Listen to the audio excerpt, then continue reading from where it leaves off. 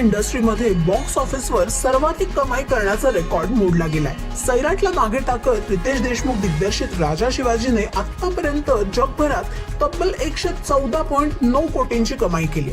75 कोटींच्या बजेटवर बनवण्यात आलेला राजा शिवाजी हा मराठीच्या इतिहासातील सर्वाधिक बजेट असणारा चित्रपट होता.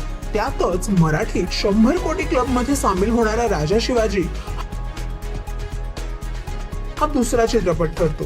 त्यामुळे आता मराठी इंडस्ट्री बजेटच्या बाबतीत असो ना तर बॉक्स ऑफिसच्या थांबण्याचं नावच घेत नाहीये हे मात्र स्पष्ट होतंय.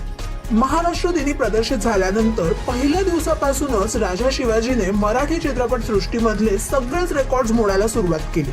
Highest first day collection, highest single day collection, highest weekend collection, highest dub movie collection, इतकंच काय तर फास्टेस्ट 50 करोड कलेक्शन या रेकॉर्ड्स बरोबर आता हायेस्ट ग्रॉसिंग मराठी सिनेमा असा मान सुद्धा राजा शिवाजीलाच मिळाला आहे.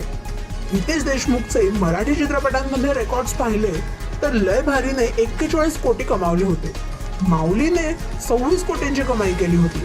तर त्यानंतर आलेल्या वेडने 75 कोटी कमवत सगळ्या प्रेक्षकांनाच वेड लावलं होतं. या सिनेमाचं दिग्दर्शन स्वतः रितेश यांनी केलं होतं. आणि आता राजा शिवाजीने भरारी घेत बॉक्स ऑफिसवर चक्क 100 कोटींचा पल्ला पार केला. म्हणजे रितेशचे 4ही चित्रपट बॉक्स ऑफिसवर सक्सेसफुली ठरले आणि त्यांनी जोरदार कमाई सुद्धा केली. आतापर्यंत 110 कोटींसह सैराट हा मराठीत सर्वाधिक कमाईच्या बाबतीत टॉपवर होता. बाई पण भाई देवा या सिनेमानं 92 कोटी तर नटसम्राटने 50 कोटी रुपये कमावले होते. पण आता राजा शिवाजी चित्रपटाने प्रत्येक रेकॉर्ड मोडत मराठीतला राजा मीच हे दाखवून दिलं. आता राजा शिवाजीची एकूण कमाई किती होते याकडे सगळ्यांचं लक्ष लागून राहिलं.